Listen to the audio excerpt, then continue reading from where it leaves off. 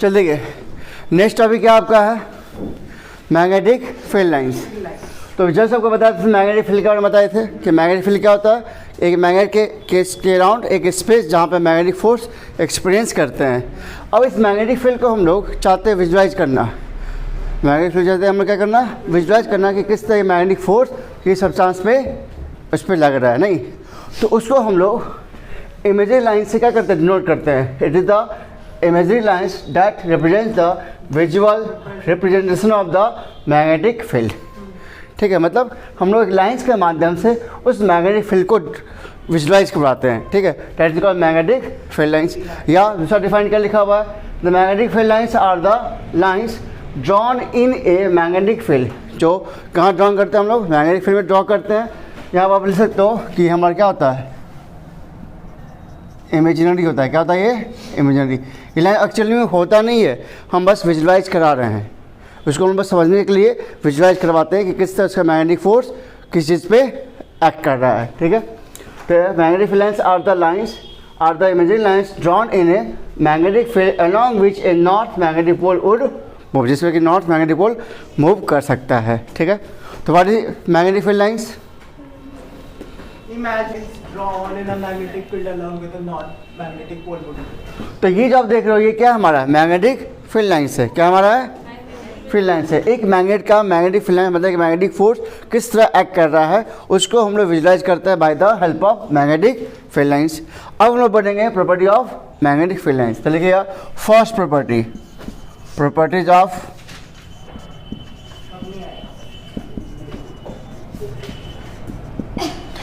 Magnetic field lines. तो बताइए first property क्या हो जाएगा। आप देख सकते हैं यहाँ से कि इसको हम लोग कन्वेंशनली माना जाता है कि magnetic field lines originate from the north pole and terminate at the south pole. लिख सकते हो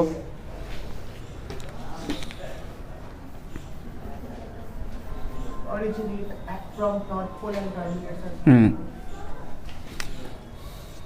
फर्स्ट पॉइंट क्या लिखना है, the magnetic field lines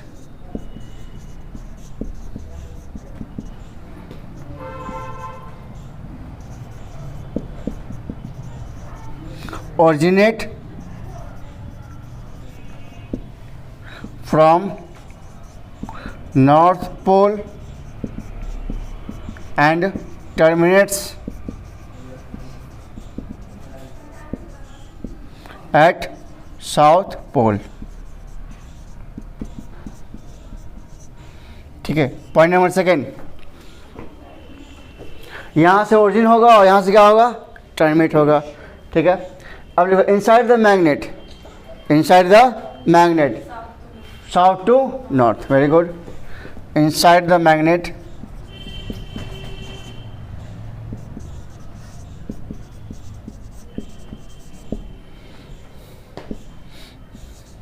south to north magnetic field lines. ठीक है, point number third, closed curves. हाँ, magnetic field lines are close curves. Magnetic field lines are close and curve लिखना।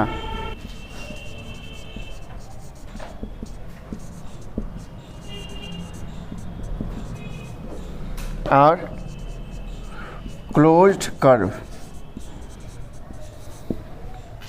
नाउ पॉइंट नंबर फोर्थ क्या हो जाएगा, the degree of closeness, the strength of the magnetic field depends on the degree of closeness। लिखिए the strength of magnetic field, point number 4 यहाँ लिख रहे हैं, the strength of magnetic field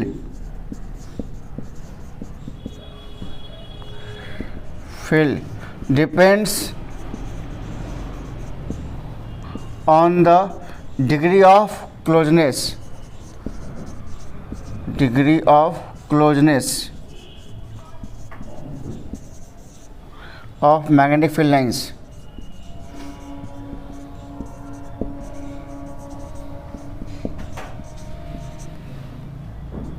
ठीक है, the strength of magnetic field depends on the degree of closeness of magnetic field lines. कहने का मतलब ये हो गया, जितना ज़्यादा ये क्लोज होगा, जितना ज़्यादा ये क्या होगा, क्लोज होगा, उसका स्ट्रेंथ उतना ही ज़्यादा होगा। Degree of closeness, degree of, simple सी बात है, अगर मैग्नेटिक फील्ड लाइंस का डिस्टेंस ज़्यादा हो, क्या हो, उसका स्ट्रेंथ क्या हो जाएगा, वीक होगा। क्या होगा, वीक।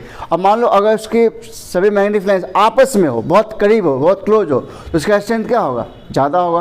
क्योंकि मैग्नेटिक फील्ड को जो हम लोग दिखाते हैं, कैसे दिखा रहे हैं, लाइन से दिखा रहे हैं, with the help of lines. और जितना ज़्यादा लाइंस होगा, जितना ज़्यादा पास होगा, उसकी स्ट्रेंथ उतनी ज़्यादा होगी। सिंपल सी बात है। जैसे लिखा हुआ है, the strength of magnetic field depends on the degree of closeness of magnetic field lines. ठीक है, ओके। पॉइंट नंबर 5 क्या होगा, पॉइंट नंबर 5 ये है, हाँ, near the poles, near the pole strength of magnetic field is higher. लिखे या is high, लिखे near the poles. Point number 5, near the poles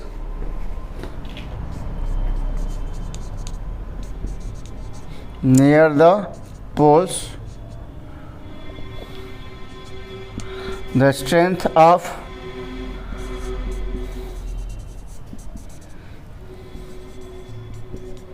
magnetic field is high, is high. Near the poles the strength of magnetic field is high. It mean इसका vice versa हो सकते हैं। अगर poles के पास का strength ज़्यादा है तो पोल्स से दूरी बढ़ने का होगा, स्ट्रेंथ कम होगा। ठीक है, और लास्ट पॉइंट जो सबसे इम्पोर्टेंट पॉइंट है, दो मैग्नेटिक फील्ड्स आपस में इंटरसेक्ट नहीं करते। लिखो नोट, लिखे two magnetic fields do not intersect each other. Two magnetic fields do not intersect each other. इसको मिटा देते हैं। 6 पॉइंट हमने बता दिया। ठीक है, इसका मतलब क्या, सुनो, आपसे इस पर क्वेश्चन जाता है कि why two magnetic field lines not intersect each other. नहीं, पॉइंट नंबर ये लिखा हुआ कि दो मैग्नेटिक फील्ड लाइंस आपस में इंटरसेक्ट नहीं करते हैं, तो ऐसा क्यों नहीं करते हैं? तो इसका जवाब ये है, सपोज अगर दो मैग्नेटिक फील्ड लाइंस आपस में इंटरसेक्ट करें, क्या करें, आपस में इंटरसेक्ट करें। देखो मान लो एक मैग्नेटिक फील्ड लाइन इधर से आएगा, एक मैग्नेटिक फील्ड लाइंस इधर से आएगा। सपोज अगर इंटरसेक्ट यहाँ पे कर रहा है सपोज, तो ये भी एक मैग्नेटिक फील्ड लाइंस है और ये भी हमारा क्या है, मैग्नेटिक फील्ड लाइंस है। अगर यहाँ पे एक मैग्नेटिक कंपास को हम लोग प्लेस करेंगे तो यह मैग्नेटिक कंपास किधर पॉइंट करेगा, इस साइड या इस साइड? क्योंकि मैग्नेटिक फील्ड तो ये भी है और मैग्नेटिक फील्ड तो ये भी है, तो क्या एक टाइम पे क्या दोनों डायरेक्शन को दिखा सकता है? क्या पॉसिबल है? क्या ये पॉसिबल नहीं है। इट मीन्स दो मैग्नेटिक फील्ड आपस में इंटरसेक्ट नहीं करते। अगर ऐसा होता है, if it is possible then the needle will point in two direction which is not possible.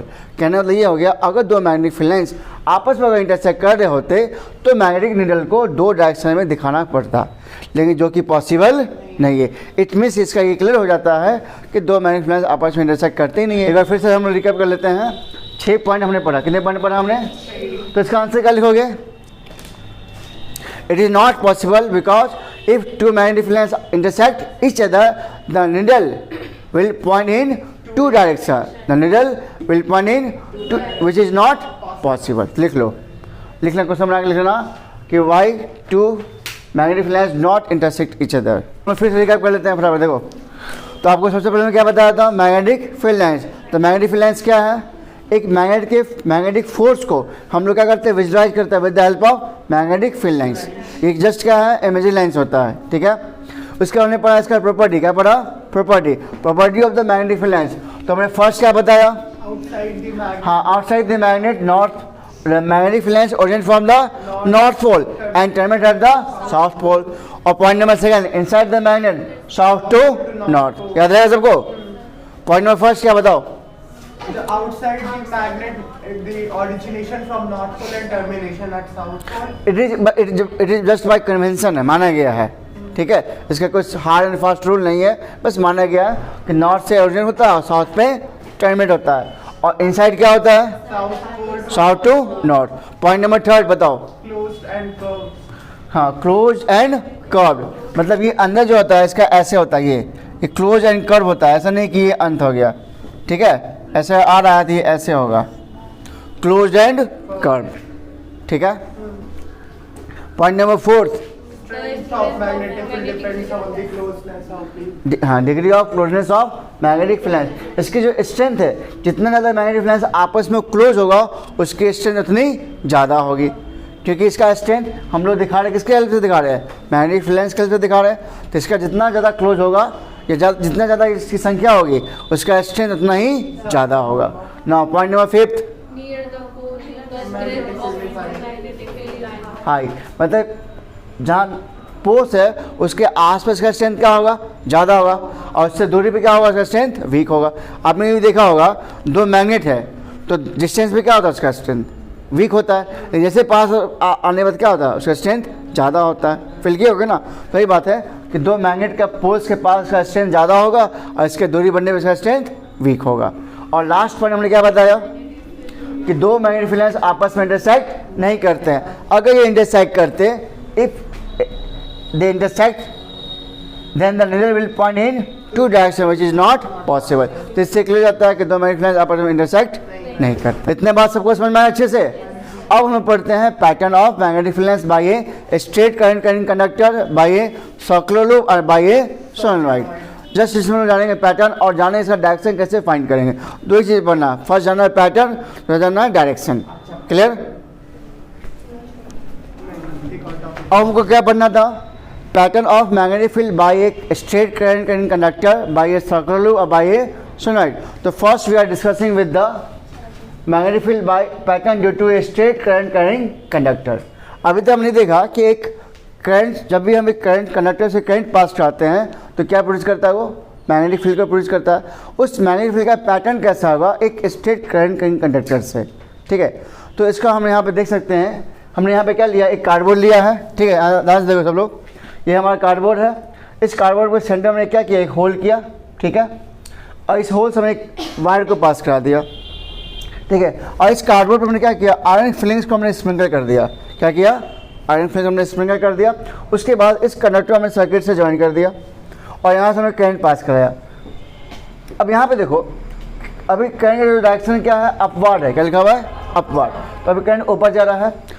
जब करंट जैसे इससे पास होता है तो इस पर आयरन फिलिंग, इस पर जैसे हम टैप करेंगे तो ये आयरन फिलिंग क्या करता है, अपने आप को अरेंज कर लेता है खुद ब खुद। ये अपने आप को अरेंज कर लेगा किस फॉर्म में, एक कंसंट्रिक सर्किल के फॉर्म में। आप देख सकते हो, इसका एरो दिया हुआ, हम बताएं ऐसा क्यों अभी है नहीं, इसके डायरेक्शन हम लोग डिस्कस करें थोड़ी देर में।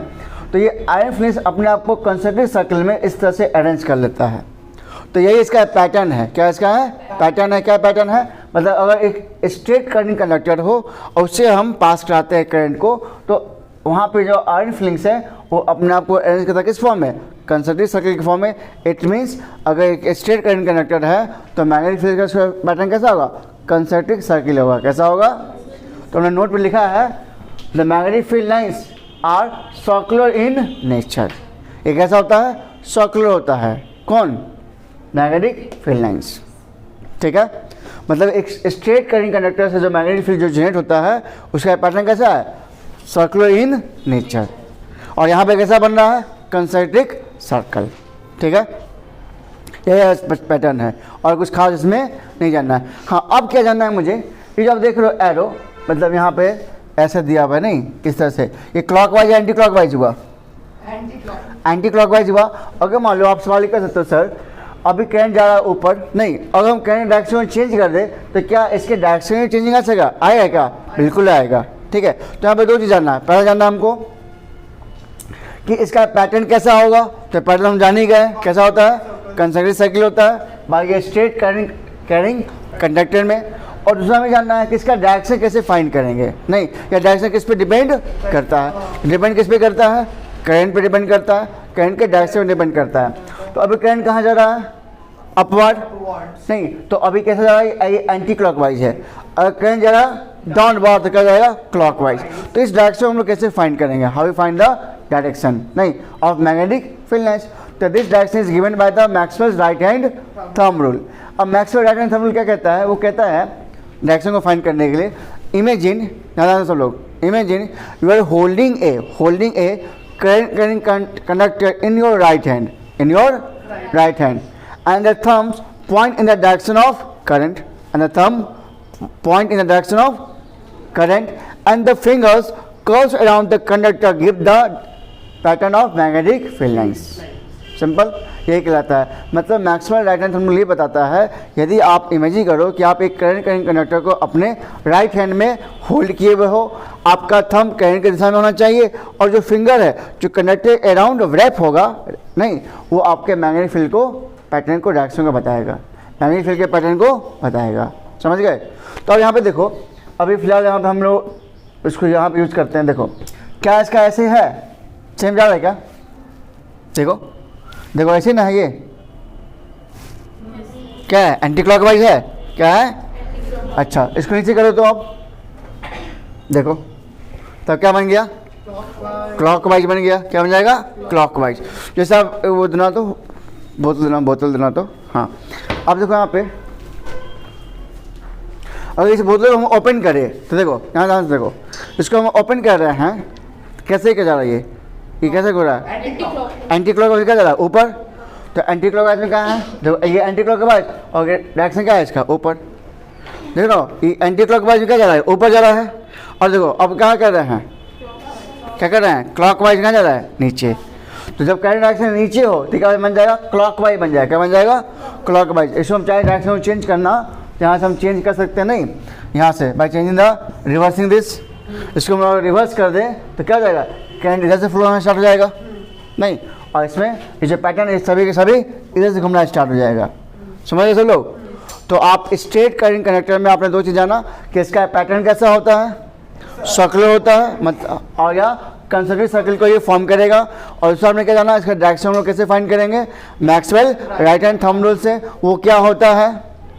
अगर कोई स्ट्रेट करंट कैरी करना, हाँ वेरी गुड, जिस तरफ का डायरेक्शन होगा उस तरफ आपको थंब रखना है। वेरी गुड, थंब उधर प्लेस करना है, थंब्स बनेंगे फिंगर से, तो वो आपका डायरेक्शन बताएगा। Pattern of magnetic field lines हो जाएगा। हाँ, ठीक है, मतलब आपको थंब को रखना है करंट के डायरेक्शन में, और जो फिंगर जिधर कर्ल होगा वो आपको क्या बताएगा? मैग्नेटिक फील्ड लाइन का पैटर्न देगा। ठीक है, तो याद रखना आपको सिंपल, अगर ऊपर है अपवर्ड जा रहा है तो वो एंटी क्लॉकवाइज होगा, ऊपर जाकर करंट का तो, और डाउनवर्ड होगा तो क्लॉकवाइज। याद ही रख लो, अगर आपको याद हो गया अच्छी बात, नहीं याद है तो अप्लाई कर सकते हो। ठीक है, याद रहेगा। जैसे हम लोग बोतल को ओपन करते क्या करते हैं? ओपन करने के लिए एंटी क्लॉकवाइज और क्लोज करने के लिए क्लॉकवाइज। हाँ, मार्कर में जो आप देखोगे इसमें उल्टा होता है, नहीं इसमें क्या होता है? उल्टा होता है। देखो इसमें वो क्या करना पड़ता है? एंटी क्लॉकवाइज क्या करना पड़ता है? टाइट हो जाएगा, लेकिन क्लॉकवाइज ये खुल जाएगा। मार्कर में उल्टा होता है। ठीक है, अब हम लोग डिस्कस करेंगे next topic, magnetic field pattern bye circular loop. अच्छा, उसको जानने से पहले एक पॉइंट और जानना यहाँ पे अब है कि इसका स्ट्रेंथ किस फैक्टर पे डिपेंड करेगा। इसका स्ट्रेंथ किस फैक्टर पे डिपेंड करेगा? तो आप तो जानते हो पहला फैक्टर क्या हो सकता है? फर्स्ट फैक्टर क्या होगा? Voltage, battery, current. First factor क्या होगा? करंट। तो यहाँ पे लिखा हुआ है the magnitude of magnetic field, या तो strength of magnetic field by a straight current conductor depends. किस किस फैक्टर पर डिपेंड करता है? तो फर्स्ट क्या है? Directly proportional to the current, B is directly proportional to I. तो फर्स्ट पॉइंट क्या हो गया कि इसका स्ट्रेंथ किस फैक्टर पर डिपेंड करेगा? करंट पे, मतलब अमाउंट ऑफ करंट पे। इसका स्ट्रेंथ मतलब मैग्नेटिक फील्ड इसके सर्कुलर स्ट्रेट वायर के द्वारा जो मैग्नेटिक फील्ड जो जनरेट हो रहा है उसकी स्ट्रेंथ डिपेंड करता है किसके ऊपर? करंट के ऊपर। ठीक है, और दूसरा inversely proportional to the distance of that point from the wire. अगर वायर से दूरी बढ़ेगा तो इसका स्ट्रेंथ वीक होगा। सिंपल सी बात है, क्योंकि यहाँ पे स्ट्रेंथ क्या होगा? जिस पॉइंट पे जनरेट हो रहा है वहाँ पे स्ट्रेंथ ज़्यादा होगा, और इस पॉइंट जैसे जैसे दूरी बढ़ेगा उसका स्ट्रेंथ वीक हो जाएगा। तो लिखा हुआ है the strength of magnetic field is inversely proportional to the distance from that point. समझ गए? तो दो पॉइंट समझे। फर्स्ट पॉइंट क्या बताया? करंट की डायरेक्टली प्रोपोर्शनल। हाँ, मैग्नेटिक फील्ड करंट की डायरेक्टली प्रोपोर्शनल होगा, और दूसरा inversely proportional to the distance from that point. समझ गए? Next topic we will read circular loop.